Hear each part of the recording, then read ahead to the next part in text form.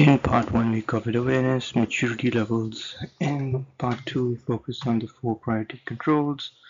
In 3, how small businesses can implement these changes in a structured way.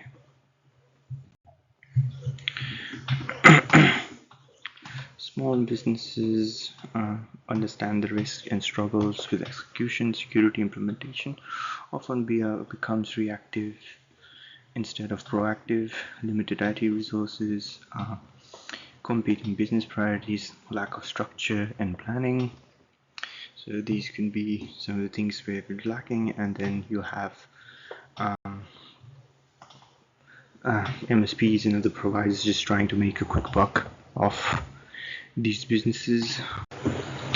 Security should be approached as a maturity level journey. Realistically, first goal for small businesses is essential 8, maturity level 1. And small starts, small gradual improvements, progressing, making sure that you use MFA wherever possible. If you have a domain, making sure you use Azure or Azure logins and SAML wherever possible. So using the domain credential, email credentials, as users would say. So step 1, assess your environment. Understand your environment is the foundation. You cannot protect systems that you do not fully understand. Users, devices, administrative accounts, data storage locations. So you need to know how many devices you have, how many users you have, how many administrative accounts, where are the data stored. Things people might overlook is how many people have access to the admin accounts. Usually in small businesses you leave passwords as default, or you're sharing accounts, which is not a good practice, as well as in case someone has a grudge or some kind of issue with you, or you fired them, or they have the details and they're able to access it with the same username and password, they could just change the password, or they could delete stuff and do things. Even if you find them, this will cost you some kind of a loss. So step 2, identify immediate risks. Shared admin accounts, this is what we're talking about. Don't have shared accounts, admin accounts. Missing MFA. MFA might be annoying to have to type a code or get an SMS or an email code just to log in, but it's for your safety that others don't get in. Unpatched systems, not running Windows updates and other updates, phone updates, iPhone updates, and iOS, Android updates. A lot of these things, taking backups and making sure you test the backup that it actually works, rather than, so these might look like little things, but when it's all said and done, it adds up. So looking at the 4 controls provide the highest impact risk reduction. So step 3, implementation. Priority controls enable NMFA, create patching management processes. You can get free tools that does patch management, or you could just buy, there's a few other, there's Manage Engine, there's One Ninja, there's Manage Engine, there's SuperOps, there's a lot more other patching tools that you can find, open source patching tools. Making sure that critical and security updates are installed, and then other updates are as follows: restrict administrative access, making sure that financial and other IT accesses are only to those people that need to have those access. So make sure that you give the least access to the person that requires it. Establish backup strategies, making sure you take backups and ensuring that you test the backups, maybe monthly, in 3 months, 2 months, 6 monthly, depending on your organization's needs, but making sure that it happens. Step 4, document processes, batch schedules, backup procedures, access policies. So these are some of the things that needs to be done. So making sure that you run your patches. So if you follow the essential 8, you need to have your backup, your updates run, uh, especially the critical updates every. You need it for within the 48 hours, and for other updates they can be installed to fortnightly. Backup procedures, this depends on the severity of your company, and um, making sure that you test your backups weekly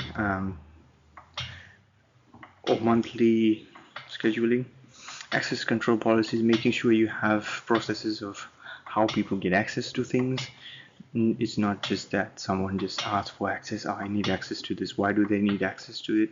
Do they need access to do their job? What kind of access have you given to them? And do they need that level of access? Do they just need to be able to view something? Do they need edit level access?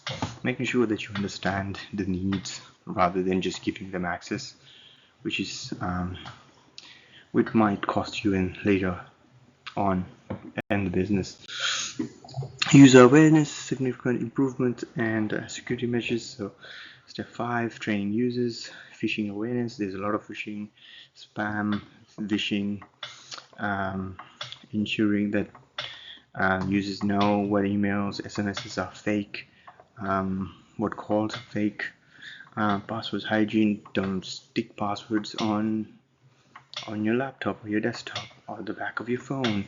Don't use passwords that can be gathered, like your kid's name or your spouse's name, your birthdays, your home addresses, things that people can find out about you. Make sure there's try to use phrases for your passwords.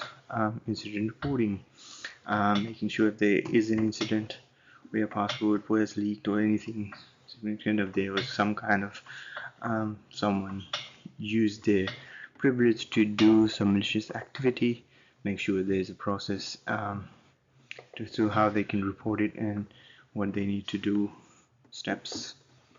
Um, so review the security controls that are there. Make sure you do this monthly or fortnightly, making sure, because there's always changes in the field. Backup testing, making sure you document the testing of your backups and when it was last tested, and that the backups are running correctly. Access audits, try to audit your systems in 3 months, 2 months, 6 months, depending on your team and your onboarding and offboarding to ensure that it's aligned.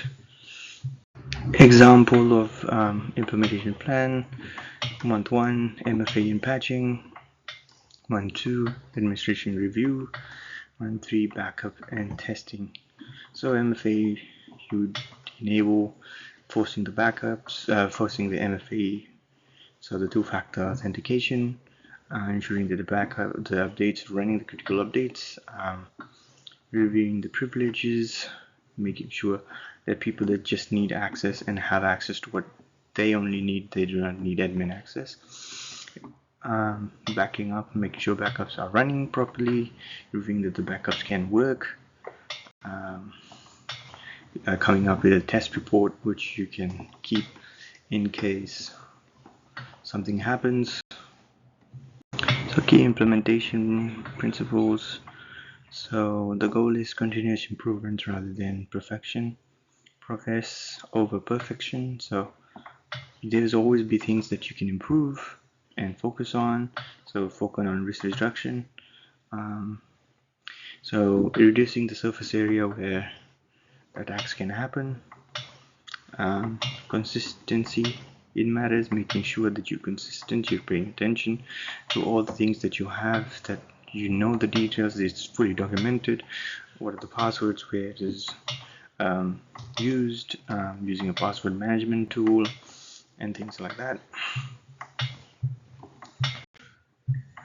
In the end, So I hope this helped you. If you want more detailed instructions, so part 1 was awareness, part 2 was security controls, part 3 was implementation. And thank you for watching.